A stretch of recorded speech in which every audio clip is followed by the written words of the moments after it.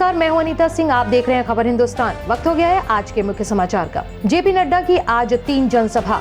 Bharatiya Janata party के अध्यक्ष JP Nadda आज 3 चुनावी जनसभा को संबोधित करेंगे। नड्डा आज पहले सुल्तानपुर में सभा करेंगे, फिर अमेठी के गौरीगंज में भाषण देंगे, फिर अमेठी के मुंशीगंज में भी जनसभा करेंगे। मुख्तार अब्बास नकवी ने यूपी में गठबंधन को लेकर कसा तंज।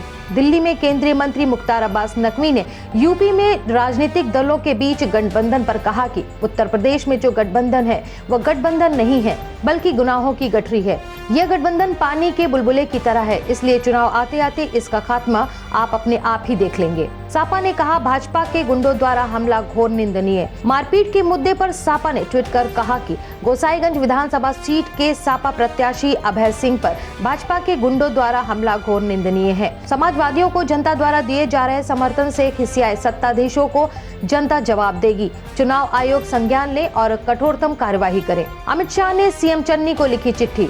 केंद्रीय गृह मंत्री अमित शाह ने पंजाब के मुख्यमंत्री चरणजीत सिंह चन्नी को आश्वासन दिया कि सरकार ने प्रतिबंध अलगाववादी समूह सिख फॉर जस्टिस द्वारा आम आदमी पार्टी को कथित तौर पर समर्थन देने के मामले को गंभीरता से लिया है। इसके साथ ही उन्होंने जोर दिया है कि किसी को भी देश की एकता और अखंडता के साथ खिलवाड़ नहीं करने दिया जाएगा। शाह ने कहा कि यह बेहद निंदनीय है कि सत्ता में आने के लिए कुछ लोग अलगाववादियों से हाथ मिलाने और पंजाब तथा देश को तोड़ने की हद तक चले जाते हैं। उन्होंने यह आश्वासन चन्नी द्वारा लिखे गए एक पत्र के जवाब में दिया है। बाइडेन ने कहा, राजधानी कीव पर भी हमले होंगे। अमेरिका के राष्ट्रपति जो बाइडेन ने कहा कि उन्हें यकीन है कि रूस के राष्ट्रपति व्लादिमीर पुतिन ने आने वाले वक्त में यूक्रेन पर हमला करने का निर्णय लिया है। बाइडेन ने कहा कि उनके पास यह मानने के कारण है कि आने वाले दिनों में ऐसा होगा और राजधानी कीव पर भी हमले होंगे। पीएम मोदी ने किया 100 किसान ड्रोन का उद्घाटन।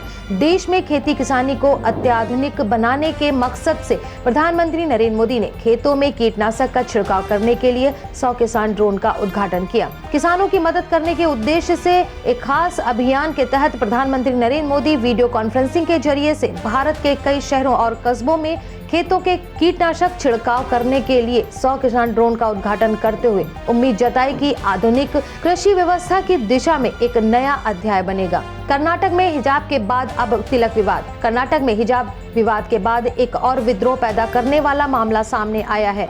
दरअसल कर्नाटक में विजयपुरा के गवर्नमेंट डिग्री कॉलेज में उस समय विवाद हुआ जब माथे पर तिलक लगाने वाले एक छात्र को कैंपस में घुसने से रोक दिया गया।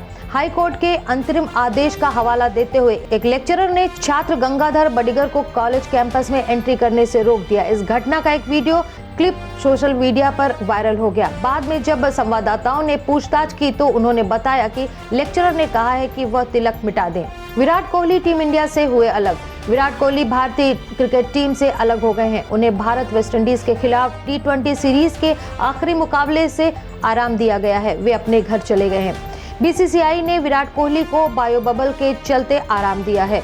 समाचार एजेंसी पीटीआई ने रिपोर्ट दी है कि कोहली को 10 दिन का आराम दिया गया है। इससे पहले खबर आई थी कि टीम इंडिया के पूर्व कप्तान 24 फरवरी से श्रीलंका के खिलाफ शुरू होने वाली 3 मैच की T20 सीरीज का हिस्सा भी नहीं होंगे। यह सीरीज लखनऊ में शुरू होगी। इसके बाद धर्मशाला में 26 और 27 फरवरी को बाकी के 2 मुकाबले खेले जाएंगे। कनाडा में धोखाधड़ी का शिकार हुए छात्रों के लिए भारतीय हाई कमीशन ने जारी की एडवाइजरी। ओटावा में भारतीय हाई कमीशन ने कनाडा में 3 संस्थानों के बंद होने से प्रभावित छात्रों के लिए एडवाइजरी जारी की है। भारतीय हाई कमीशन की एडवाइजरी के मुताबिक अगर छात्रों को अपनी फीस की भरपाई या फीस के हस्तांतरण में कोई कठिनाई होती है तो वे क्यूबेक सरकार के उच्च शिक्षा मंत्रालय के पास शिकायत दर्ज करा सकते हैं। बता दें कि ये छात्र 3 कॉलेज में पढ़ते थे और अब इनके कॉलेज दिवालिया होने की वजह से बंद हो गए हैं। राष्ट्रपति रामनाथ कोविंद आज से ओडिशा और आंध्र प्रदेश के 4 दिवसीय दौरे पर। राष्ट्रपति रामनाथ कोविंद आज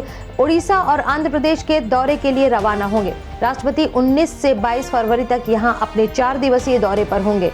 यह जानकारी राष्ट्रपति भवन द्वारा दी गई, जिसमें बताया गया कि राष्ट्रपति 20 फरवरी को पुरी में होंगे, जहां वह गौड़ीय मठ और मिशन के संस्थापक श्रीमद भक्ति सिद्धांत सरस्वती गोस्वामी प्रभुपाद की 150वीं जयंती के 3 साल लंबे समारोह का उद्घाटन करेंगे। तो ये थे अब तक के समाचार। आगे की अपडेट के लिए बने रहिए, देखते रहिए खबर हिंदुस्तान।